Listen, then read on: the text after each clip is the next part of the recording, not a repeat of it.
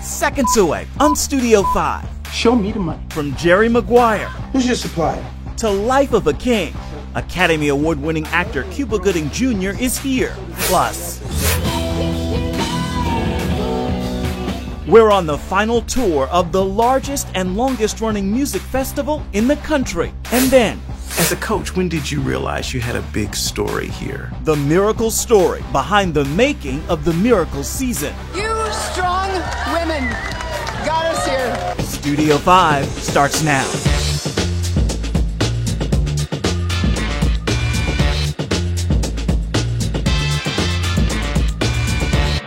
You're in Studio 5, and it's time to fire up the countdown clock and begin our look at the world of uplifting entertainment news. Here are the first two. At number 5. The sky that we look upon should tumble and fall. Big news from the Kingdom Choir, the gospel group who performed at Prince Harry and Meghan Markle's wedding. We're about to go into the studio to record an album called Stand By Me. The record deal with Sony Music will bring a full album to fans in November. Darling, stand by me. Stand by me. This wedding performance reached #1 on the Billboard Gospel charts and has been viewed more than 10 million times. Completely unexpected, a little bit surreal. I'm still trying to process it all, but it's lovely, really. At number 4, The Extraordinary Life of Madam C.J. Walker. Welcome to Walk the 16, man.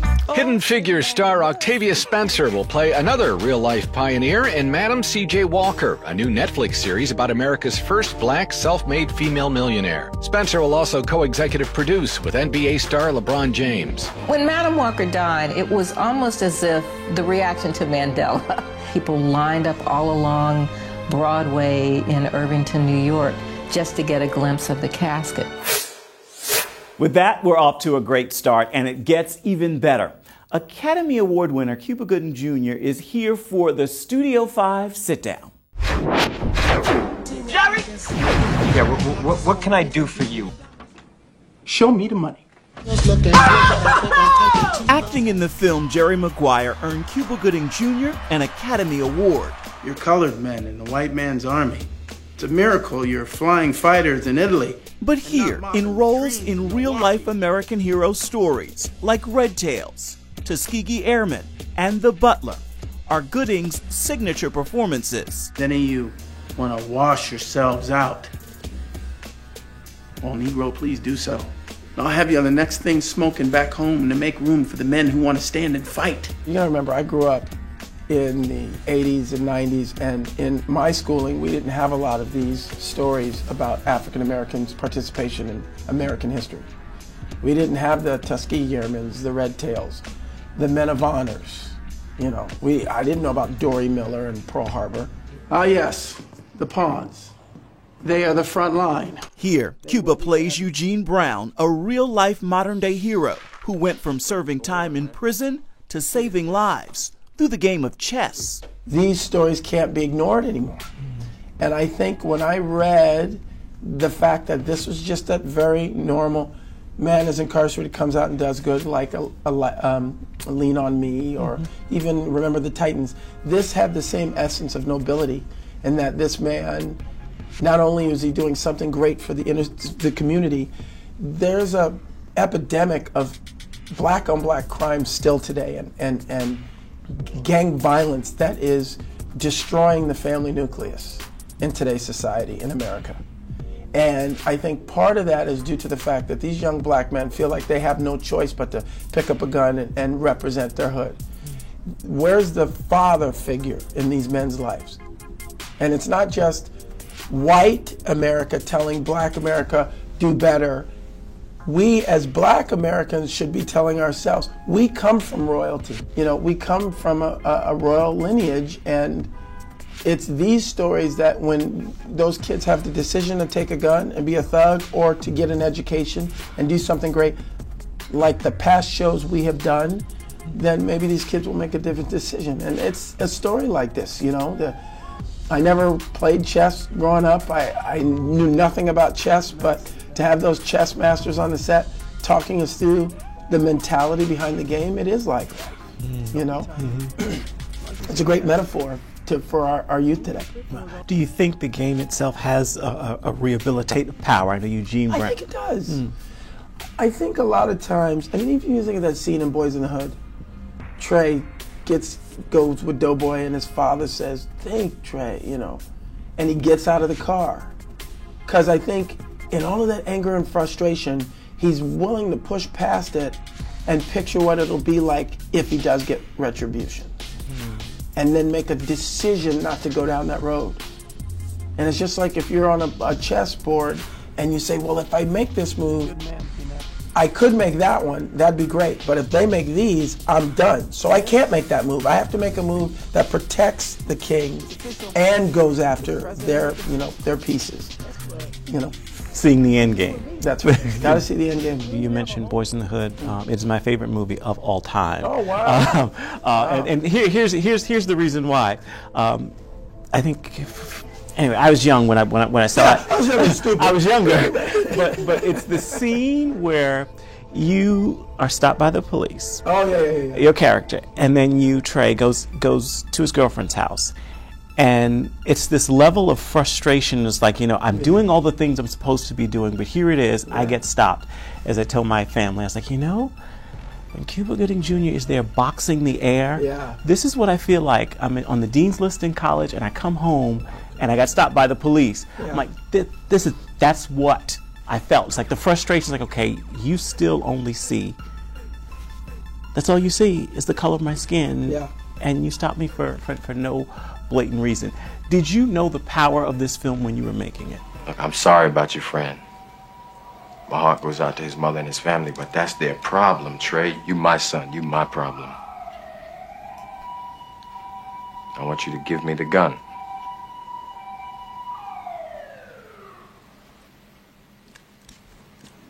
Oh, I see. You want to end up like little Chris in a wheelchair, huh? Right? No, you want to end up like Doughboy, huh? Well, there was a lot of things that were happening that were reflective of the story we were telling. There was a fist fight on set. There was a couple of gunshots in South Central while we were shooting. And we would all look at each other like, ooh, because it was happening around us. I'm telling you, I couldn't make this up. At the time, I lived in a real urban area outside of the city. And a predominantly white neighborhood. And the day after shooting that scene, I was pulled over. And I wasn't harassed like that, but I'll never forget this cop was like, what are you doing in this neighborhood? I was like, I live here. You know, it was like that type thing.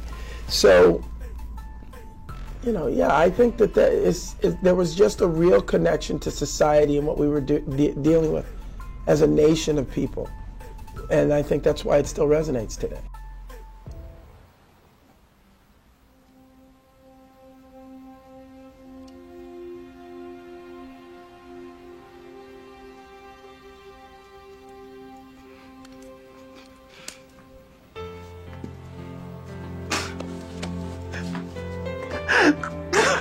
What continues to drive you? I mean, you're in an industry where it's really, really hard. But you've won an Academy Award. You've had some great roles and continue. What is it that drives you to stick this out? You know, just the fact that I'm not going to live forever, you're not going to live forever, and I think if the work is representative of what I want my sons to become, then that's a good thing. You know, I have a daughter now. She'll always be the daughter of Cuba Gooding Jr. no matter what I do about it. So why not, you know, ensure myself that that'll be a good thing. As we go to break, here's a fun snapshot of Cuba Gooding Jr. sporting a bleached mohawk and picking up a few things before the 4th of July celebrations. That's the sound of the country's largest and longest-running music festival coming to an end. The camaraderie is amazing. Making this many friends is amazing. Watching bands support each other is amazing. See the legacy the Vans Warped Tour is leaving behind.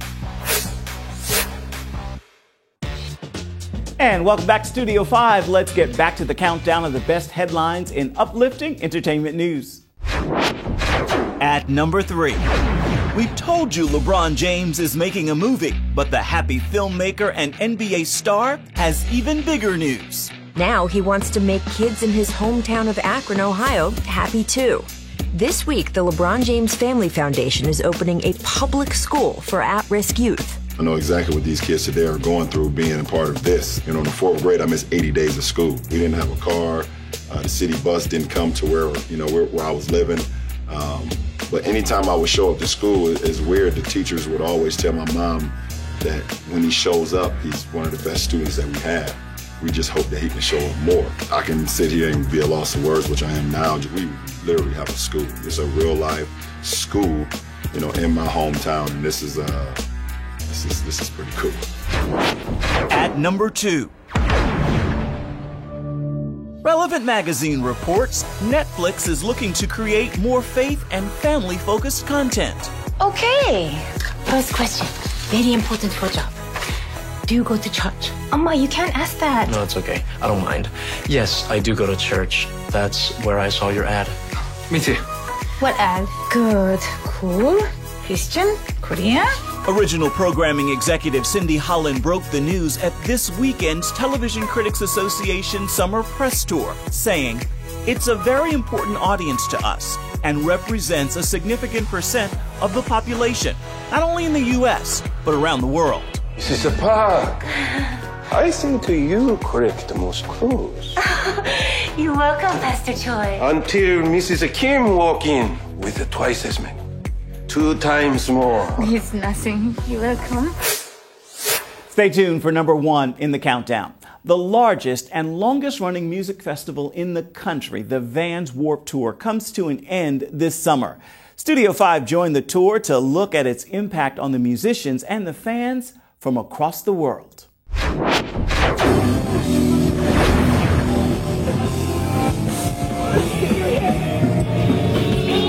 This is the Vans Warped Tour.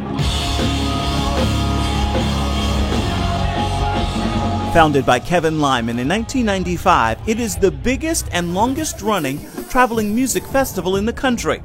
And it attracts artists from all over the world, including Australian heavy metal band In Heart's Wake. We're seeing a demographic here in America of all walks of life. So Warped Tour has enabled us to really meet those people face to face, and that's cool. And Tatiana De Maria from London. Every day we'll do a show, but then we'll have a signing, and I like to take the time at the signing to just get to know people, because I think the most important thing for me as a musician is connecting with people. This year also features some Warped Tour veterans, We the Kings. As a kid, I fell in love with music by going to Warped Tour, and fast forward to now, getting to stand on the stage, same stages that my favorite bands stood on Warped Tour. I mean, I don't know where we would be without it. And Senses Fail. I started doing it when I was 20 and I'm 34 now, so pretty much my entire adult life has been spent on Warped Tour. My Children, My Bride is one of the bands using the festival as an opportunity to share their faith with music fans around the country. We're being able to play in front of so many new people, and it's just been honestly a blessing. I always just try to spread a message of love. As a Christian, my job is to spread love, and it's just my personal thing to try to love and hug and be there and listen to as many people as I can. Lyman announced this would be the final national Warped Tour, but the iconic music festival will leave a lasting positive impact for bands and their fans. I've fallen, gotten back up, fallen back down, gotten back up, went through went through the substance and addiction side on this tour, which kind of hurt me a lot. Was homeless on this tour. It's been a life-changing thing for me. I don't know where I'd be without this tour. The camaraderie is amazing. Making this many friends is amazing. Watching bands support each other is amazing. Beyond the music, the tour encourages others to live positively, inspiring bands to pursue causes close to their heart. Right now we're doing FEND, which is to prevent opioid abuse. We do marine debris cleanups. So we just walk the beaches for an hour and we get all kinds of stuff cleaning up. Every day we're reminded and encouraged to clean up our trash, to be good to each other, to support each other, to work hard. And regardless of your political beliefs, I think you can be human enough to treat people with decency. Anytime that we can use our success and like our celebrity to help better the world, we'll always say yes. And it also tours with nonprofit organizations like To Write Love on Our Arms, with a mission to give hope to people struggling with addiction and depression. To Write Love on Our Arms started 12 years ago. Since then we've grown and we raise awareness for depression and drug addiction and self-injury. There's been just a huge growth of the conversation going on and kids getting help if they need it. And Can You Hear Me, an organization that provides a forum for those struggling with mental health issues. We see so many kids each day, from I've dealt with cutting and I no longer cut, to I was addicted to heroin and I'm not anymore. With Warped Tour coming to an end after more than 2 decades of leaving a positive footprint across the country, it will no doubt be missed by all its musicians and supporters. All in all, I would say that Warped Tour has taught a lot of bands to take care of each other. The cross-country tour of Warped Tour that I've done so many times won't be there, and but I'm lucky to have experienced it. Eminem has been on Warped Tour, like Katy Perry and Paramore and all these huge bands, and to see it come full circle and come to an end, like it's been amazing. But Lyman has hinted at a possible future for Warped Tour. The person behind it, Kevin Lyman, as a visionary, is a person who's put a lot of his emotion into this tour. We know the same passion will be behind whatever Lyman has planned. It's going to be bittersweet to see it go, but I'm excited to see what they're going to do next. This is maybe the last year of the traveling World Tour, but I believe that for a lot of us, we're still going to be bringing that world that Kevin created out in our own worlds, in our own ways. So I'm blessed to be a part of it.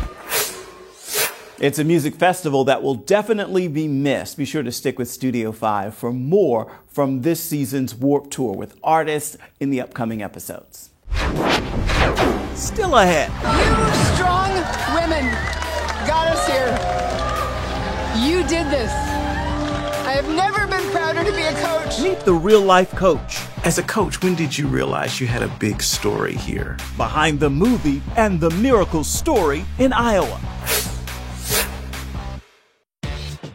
And welcome back. Here's the final headline in this week's look at the best in uplifting entertainment news stories. At number 1, our favorite teddy bear moves from the pages of books to the big screen.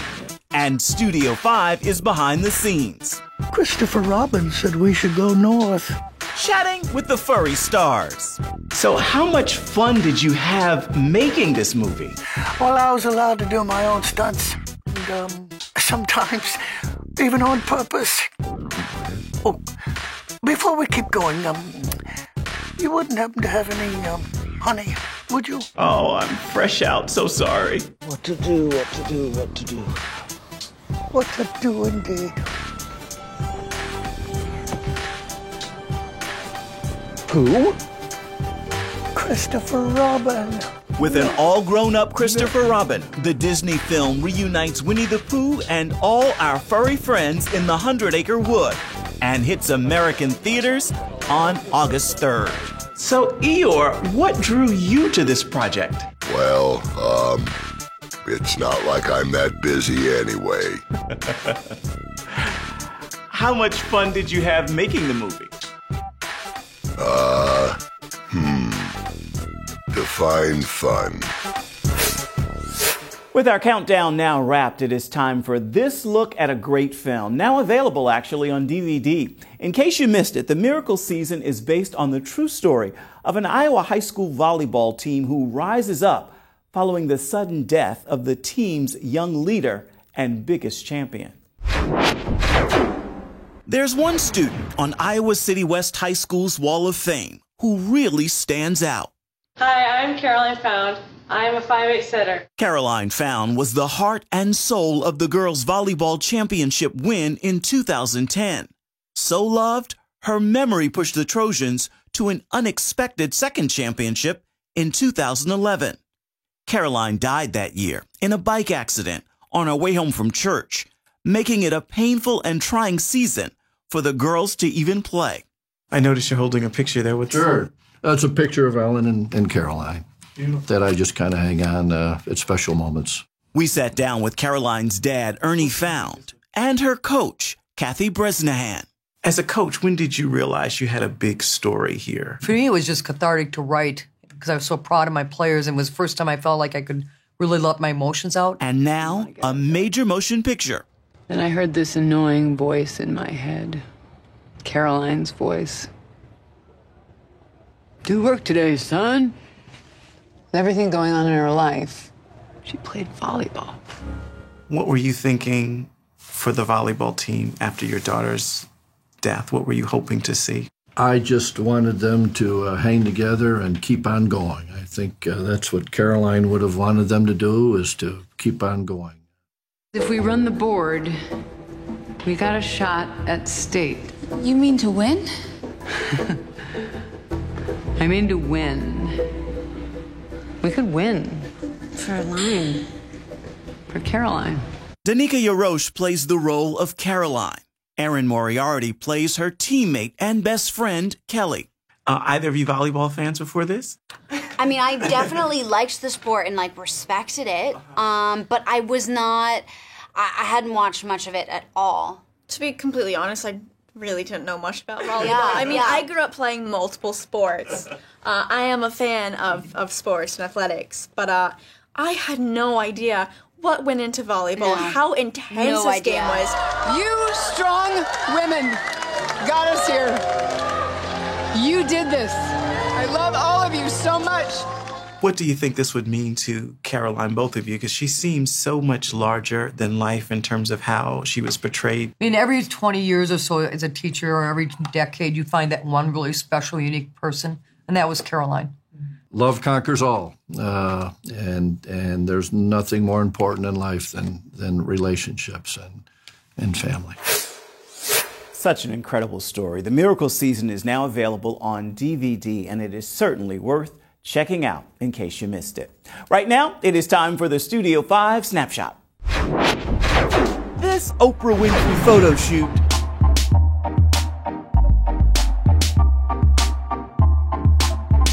produced this August cover of British Vogue magazine and our Studio 5 Snapshot this week.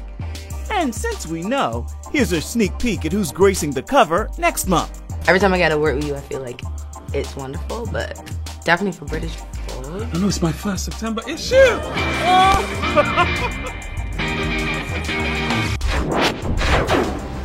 Then let's call this King Perry.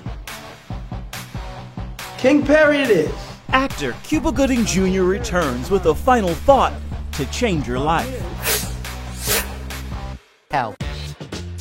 We are almost out of time for this episode, so let's take a minute to look ahead to see what's brewing for next week's show. Let the clouds fill with thunderous applause. That powerhouse voice has a hit song that's quickly become a gospel anthem. Well, we are now enjoying a new project from you, Unstoppable. Yes. Why Unstoppable? Corinne Hawthorne shares her behind-the-music story. Oh, won't he do it? You said you would. You'll fight your battles for you. They gon' wonder how you sleep at night. And renders a Studio 5 Sessions performance. Anybody tell you something different, you know that's a lie. Well, that's next week, and that brings us to the final word for this show. For that, we return to Academy Award winner, Cuba Gooding Jr. I'm no saint in any way, and I make mistakes and I sin constantly. But it's my relationship I have in, the world. I believe if it wasn't for the color of our skin, if we all were blind people, we would still find ways to alienate ourselves. Oh, that person is over there. I can't walk over there, and I know this person's closer. So it doesn't have anything to do with color, but I think we all, as a mechanism in a human race, we're all one. I truly believe that. And I think that because of that, it's part of my goal to tell stories that continually remind people of that theme, that connective theme. When people saw Boys in the Hood, it was easy for them to say, oh yeah, those are just black people killing each other, until they saw themselves in those characters, When you learn about people doing great things like this who have been incarcerated, It's easy to say, oh, he's a felon, he's an ex-con. But this is an ex-con who made a difference in the life of these kids who are now considered intellectuals, you know, and that connective tissue of society and life is what intrigues me. A great final word for this edition of Studio 5, and that wraps the show. But join us on Facebook as well as Instagram for ongoing updates and behind-the-scenes looks at the show.